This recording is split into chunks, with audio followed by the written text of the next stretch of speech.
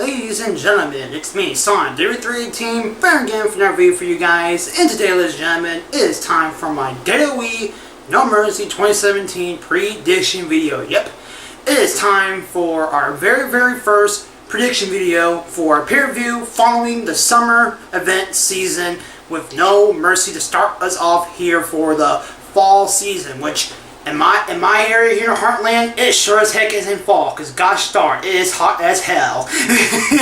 But sooner or later we'll get cool weather, so that's besides the point. So, happy fall everybody, so there you go. We're done with summer, this is being recorded the very first day of fall, so that's why I'm saying happy fall, since, you know, it's officially fall. So, now with that kind of side note out of the way, let's get this thing started, shall we? It's okay. At the time of recording this video here, we are 2 days, 2 hours, 33 minutes, and 23 seconds from the pay-per-view event. Yep, I'm recording this, obviously enough, the Friday before the pay-per-view event. So, with this said, let's get it started, shall we? Okie dokie Loki. Now we're going to go down here on WWE.com. And first thing enough would be a pre-show match, but it's Apollo Crews and Elias Samson. Just announced the day of recording this video, and you might think that I will be covering this video, or I'll be covering this match in this video. No, I am not, because honestly, who gives a fuck? So, pre-show, for once in my life in my video right here, screw the pre-show. Pre-show, out of the water.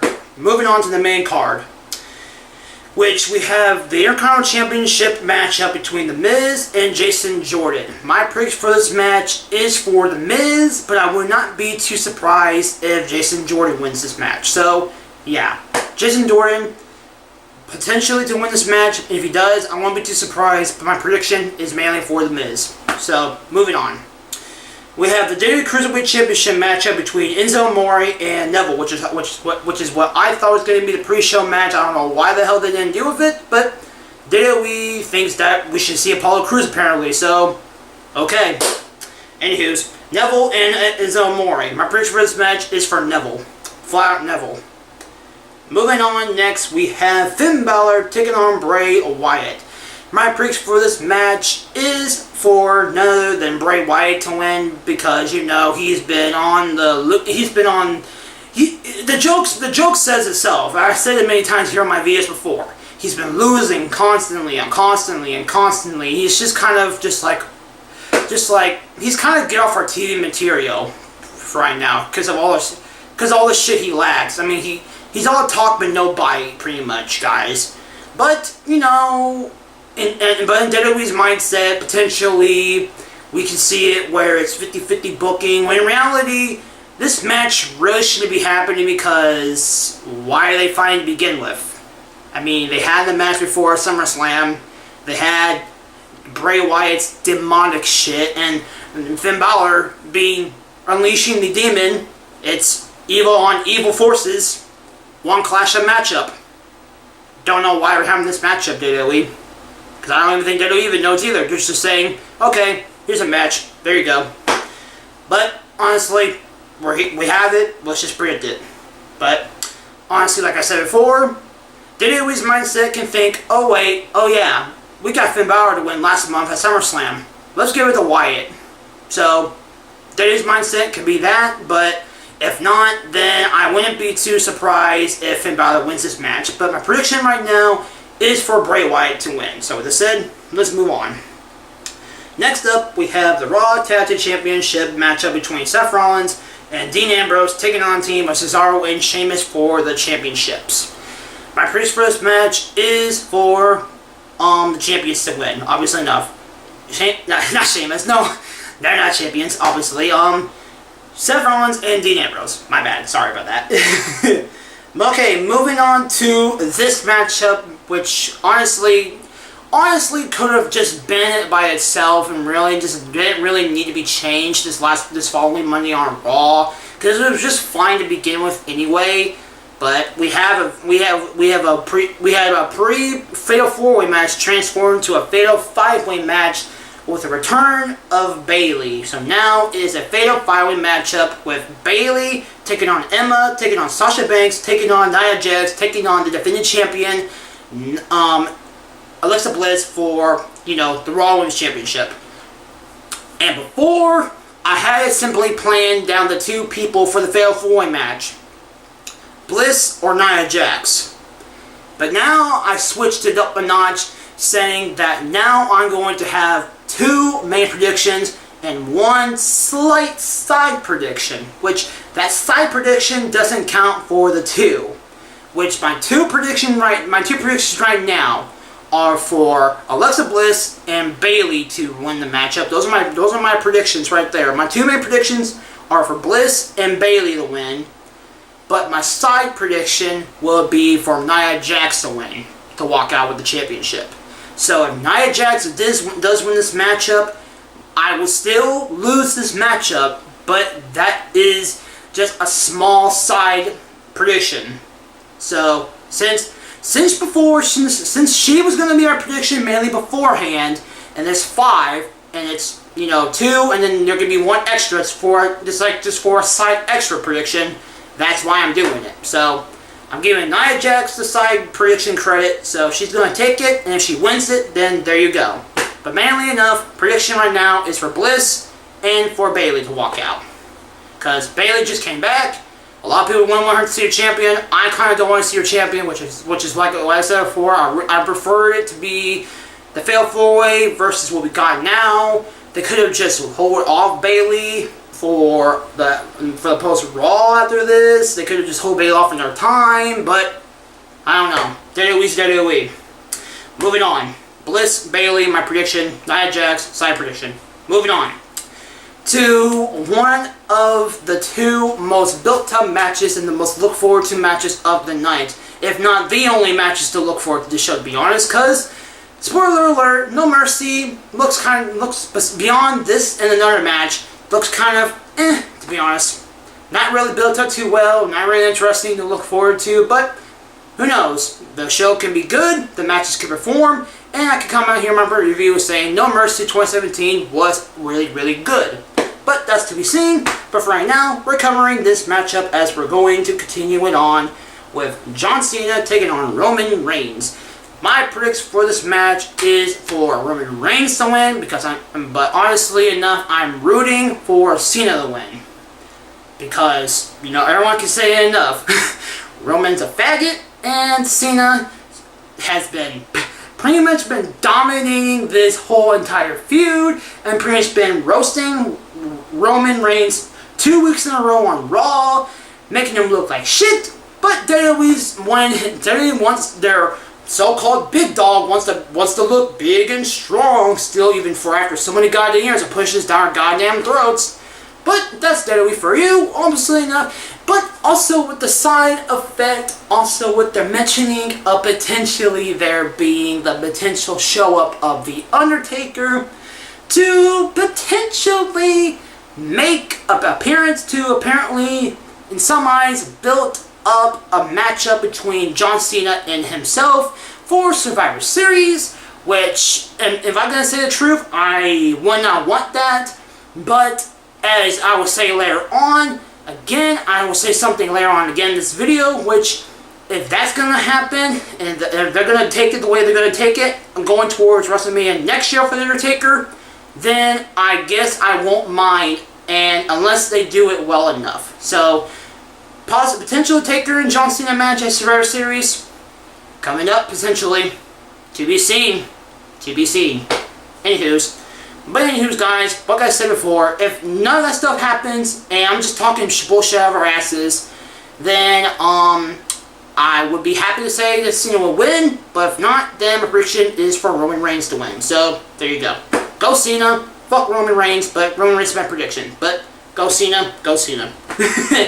Now we get to the final matchup on this card, which is none other than the Universal Championship matchup between Brock Lesnar and Braun Strowman. Man, oh man, oh man. This, the build for this in Cena and Roman. Boy, oh boy, oh boy, should be good. Should be a really good matchup. Boy. Okay, so now with this said, you might ask yourself, what is your prediction? Well, this is gonna get crazy with this. My prediction is for Braun Strowman to win, but I also wouldn't be surprised, but I also wouldn't mind if Lesnar walks out. Reason being, because Braun Strowman has been pushing himself. He has been honestly been proving himself to be a strong guy, to hold himself on his own, and people really want to see the Universal Championship on Raw, because apparently Lesnar, I guess this is Lesnar's last booked show until Royal Rumble season next year.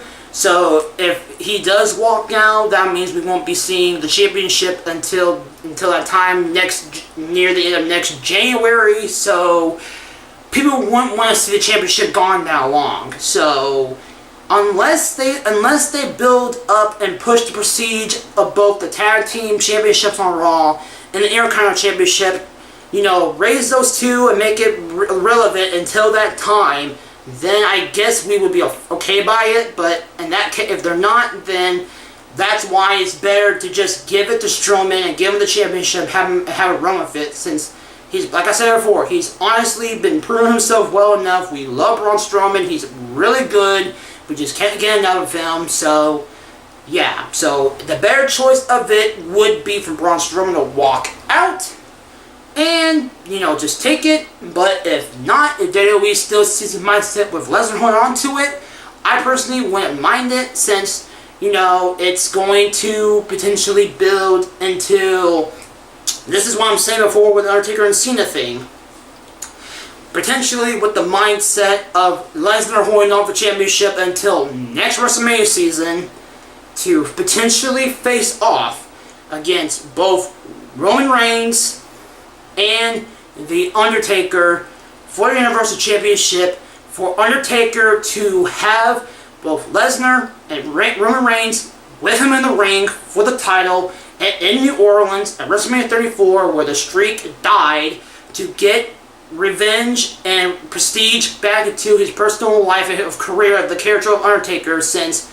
Lesnar ended the streak there, and Roman Reigns was the one to potentially knock him off the shelf, apparently, to WWE's eyes. When in reality, Undertaker walked on himself, so fuck you, WWE, for that shake. Do not, just stop doing that. Stop making Roman Reigns keep pushing it down our throats, guys. Just stop that. But honestly enough, when that time does come for build up for that shit, that could be a good mention of Undertaker saying that you didn't do shit, my boy. I walked out myself. I walked out. That if you do that, then there you go, WWE. Mind blown, and there you go. All that shit of Roman Reigns talking this shit, meaningless anymore. He said Undertaker rised up and said himself that he did it himself. So there you go.